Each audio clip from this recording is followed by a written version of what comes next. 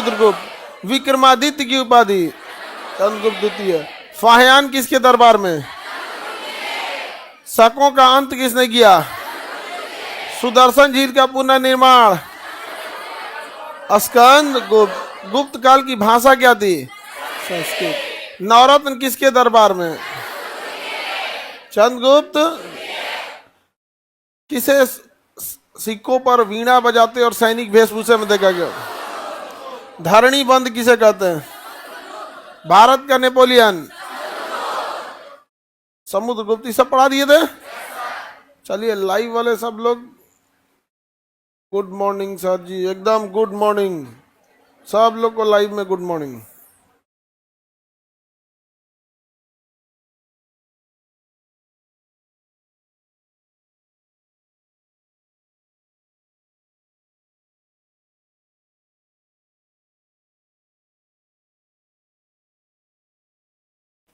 चलिए देखते हैं, अब आगे बढ़ते हैं। गुप्त काल के बारे में सारा बता दिए। गुप्त वंश के अंत का कारण क्या था? हुंड का आक्रमण। और गुप्त ने किसका अंत कर दिया था? शकों का अंत कर दिया था। गुप्त काल ने शकों का अंत कर दिया था। शक ने जब आक्रमण किया तो उस समय भारत का गुप्त शासक का नाम था स्कंदगुप्त। स्कंदगुप्त के बाद हुंडों ने इतना नाश कर दिया कि गुप्त वंश छोटे छोटे साम्राज्य के रूप में रह गए। छोटे छोटे सामंत के रूप में शासन करने लगे। इस वंश में कई छोटे शासक आए, जैसे भानुगुप्त का एरण अभिलेख मिलता है जिसमें सती प्रथा की जानकारी ही मिलती है। इस वंश का अंतिम शासक विष्णुगुप्त था। उसके बाद इस वंश के ही एक बड़े सामंत ने क्या कर दिया? वर्धन वंश की स्थापना किया। वर्धन वंश की स्थापना कर दिया। तो अब ये वंश धीरे धीरे क्या हो गया? समाप्त हो गया। इस वंश के अंत का कारण क्या था? हुंड का आक्रमण। इस वंश की प्रशासनिक व्यवस्था को देखते हैं तो ये वर्तमान हिंदू धर्म की वंश के देन है, गुप्त काल की देन है। इनकी राजधानी क्या थी? कौशाम्बी।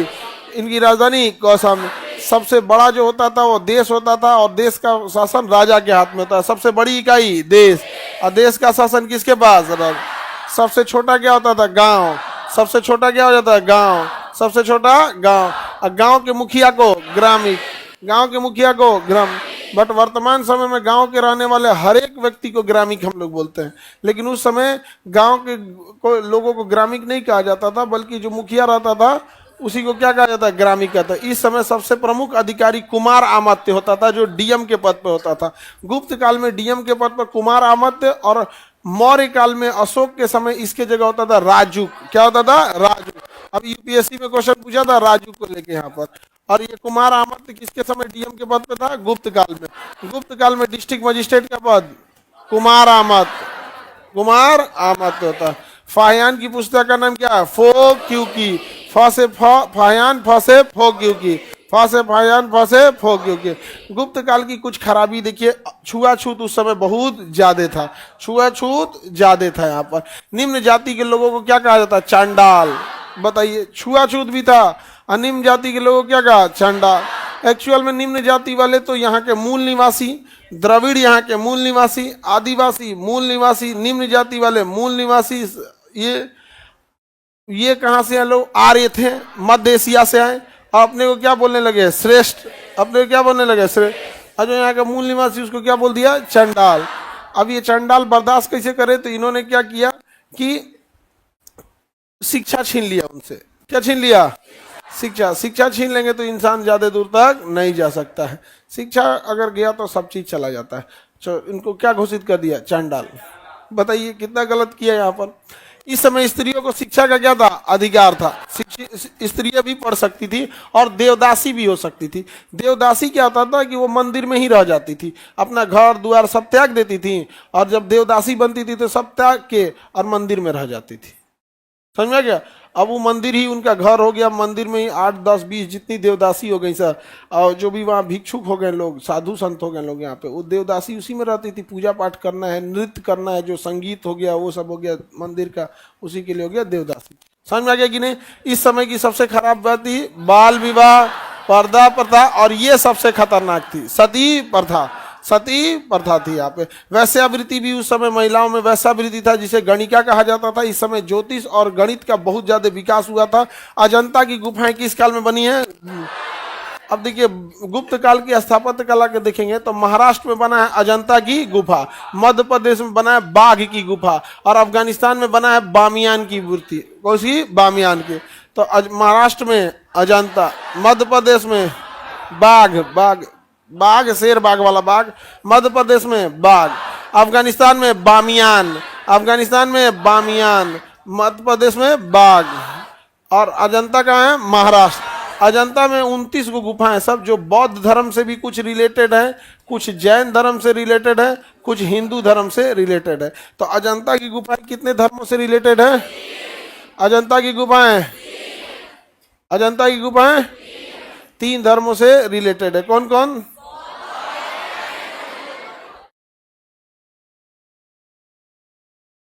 बौद्ध, जैन और हिंदू धर्म। बौद्ध, जैन और हिंदू धर्म, इन्हीं से रिलेटेड कौन सी गुफाएं हैं? अजंता की गुफाएं हैं। आप बताइए, मध्य प्रदेश के मांडू में कौन सी गुफा है? बाघ। अफगानिस्तान में बामियान, अफगानिस्तान में बामियान, बामियान की गुफा, अफगानिस्तान में बामियान की गुफा है। अजंता की गुफाएं जैन, बौद्ध, हिंदू तीनों के लिए। गुप्त काल में मध्य प्रदेश में बाघ की गुफाएं हुई, गुप्त काल में ही अफगानिस्तान में कौन सी मन? बामियान। बामियान कहाँ था? मध्य अफगानिस्तान। बोलो ना, पर्दा पर था। थोड़ा सा आपस में डिस्कस कर लिया करो। तो ऐसे लग रहा है जैसे तुम डीएनए कोडिंग पूछ रहा है रोक के। सर पर्दा पर था क्या होता है? आपस में थोड़ा कभी क्लास खत्म और डिस्कस कर लिया। घूंघट उंगट निकालते थे क्या गांव में? ना, वही होती है पर्दा पर था। तो पर्दा पर था उतना भी नॉर्मल, देखिए नॉर्मल लेवल तक रहता है पर्दा पर था तो ठीक लगता है। अब एक्सट्रीम हो जाता है पर्दा पर था तो क्या होता है, किसी महिला के लिए क्या हो जाता है? दिक्कत होता है। कोई क्वेश्चन आपस में भी थोड़ा डिस्कस कर लिया करो लोग, नहीं समझे? तुम कौन हिंदी नहीं जानते हो क्या? तब कौन सी पूछ रहा है इसको?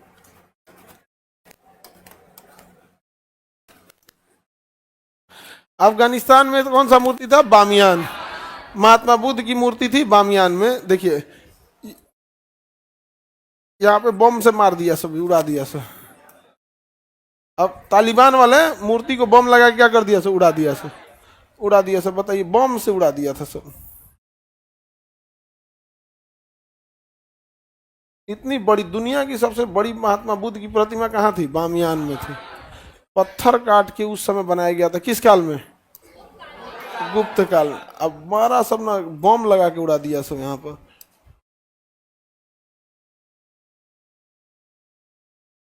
यहाँ पे सब पूजा पाठ करने जाते थे लोग।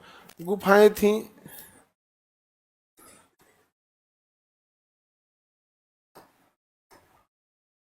आप अगर ध्यान से देखेंगे इस यहाँ पे तो ये आपके बामियान जगह अफगानिस्तान में जो पहाड़ों से घिरा हुआ है, इस बामियान में आप देखिए तो यहाँ पर महात्मा बुद्ध की बहुत ऊंची प्रतिमा, 20 मंजिला फ्लोर बराबर है, इतनी बड़ी प्रतिमा बनाई गई थी। और ये सब ज़्यादातर बौद्ध विहार हैं। सब विहार, यहाँ पे बैठ के वो लोग ध्यान, पढ़ाई, शिक्षा इत्यादि गुफाएं हैं, दिख रहा है। यहाँ पे वो लोग पूजा पाठ गुफाएं वगैरह में करते थे। अफगानिस्तान में जब तालिबान का शासन आया, भर दहिया में बम बांधा, भर दहिया में इसे बम लपेट दिया और कैमरा लाइव किया, बम से उड़ा दिया। महात्मा बुद्ध की मूर्ति उड़ा दिया। अब समझो,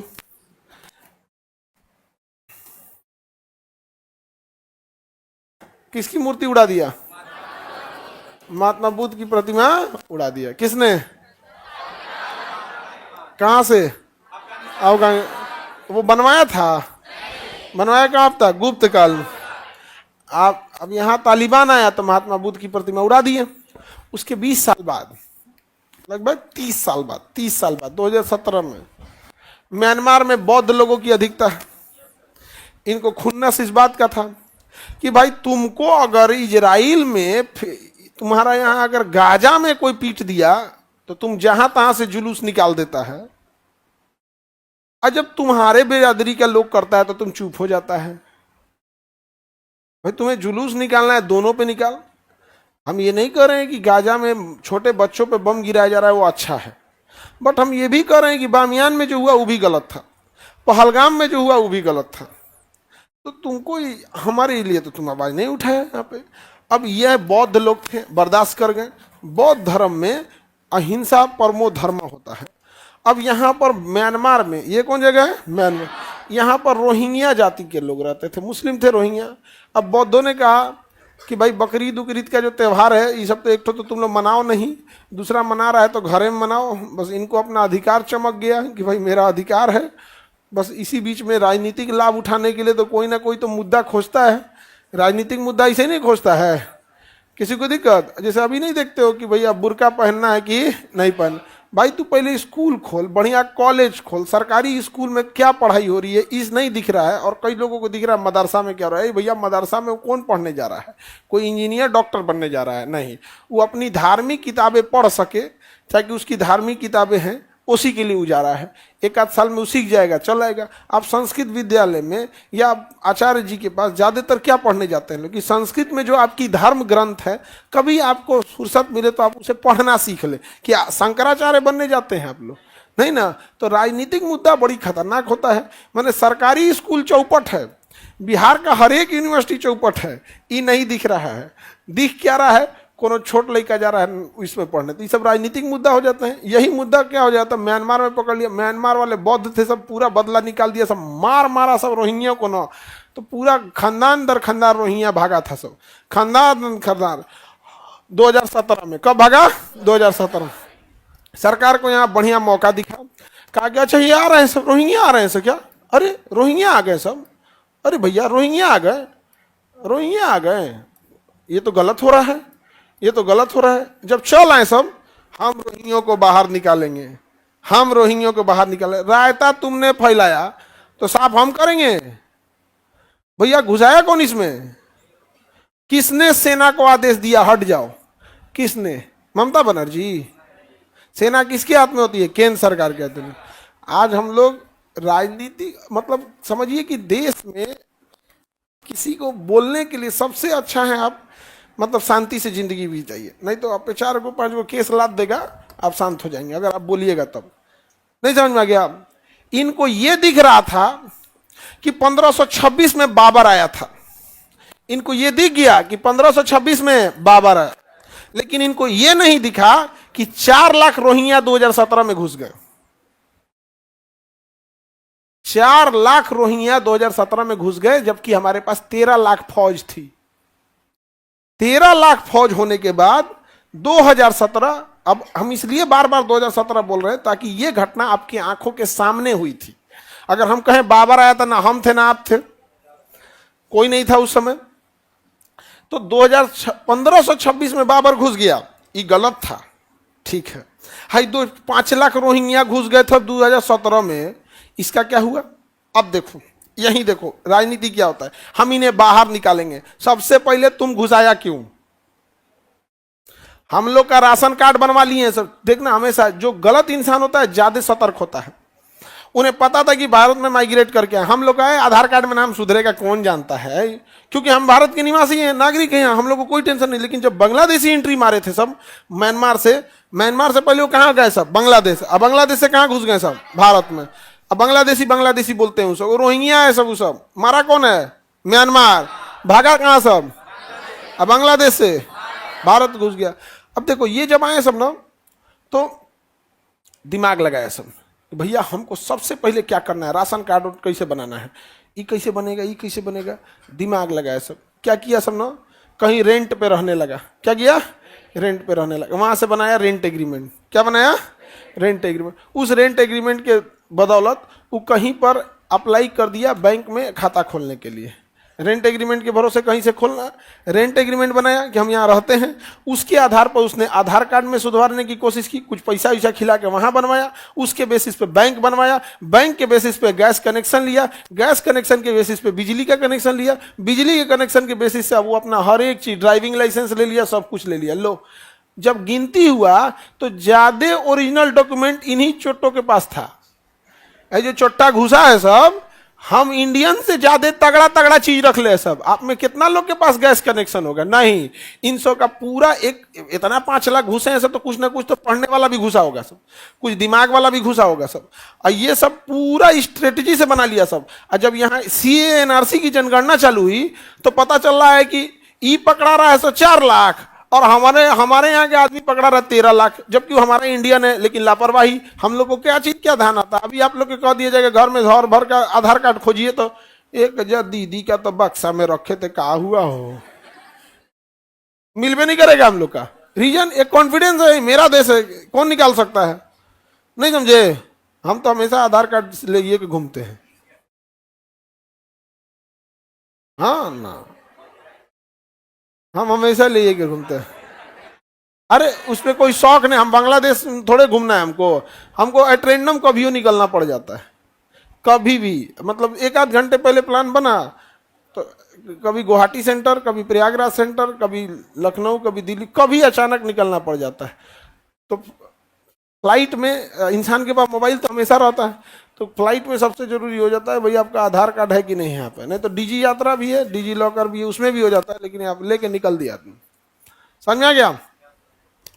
किसी को दिक्कत? ई बताओ, तुमको ई दिख रहा है कि 1526 में बाबर घुसा था? अरे आंख के अनहर, तोरा 2017 में 5 लाख रोहिंग्या बांग्लादेशी घुसते नहीं दिखा? अब देखो क्या होता है, राजनीति से कैसे देश बर्बाद होती है। क्योंकि अगर बांग्लादेशियों को निकाला जाएगा तो बहुत मीडिया कवरेज मिलेगा, बहुत मीडिया कवरेज मिलेगा।